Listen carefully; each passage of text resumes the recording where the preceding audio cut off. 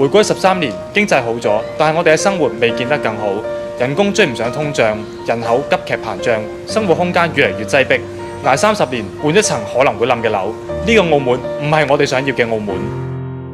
政府施政失當，議會監督不力，制度唔公義，資源被壟斷，青年要向上流動更係難上加難。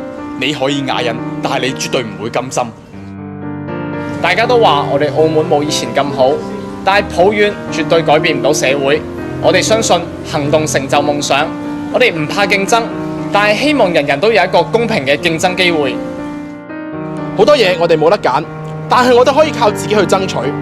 過去幾年嘅行動證明咗我哋有發聲嘅勇氣，亦都有行動嘅拼勁。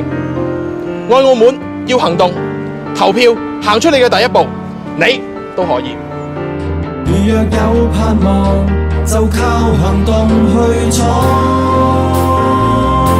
讓信念似火光，不管路多遠也前往，仍然凝聚你我。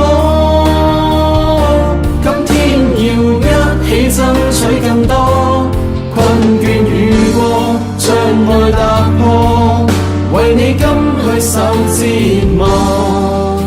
像從越過，把心聲交託我。為何坐等天收，期待願望自動臨過。如若太絕望，就靠行動一起去闖。讓信念似火光，不管路多遠也前往，仍然凝聚你我。今天要一起爭取更多，捍衛自我，再歷練過，這顆心永未退讓。不再迷惘，此刻請相信我。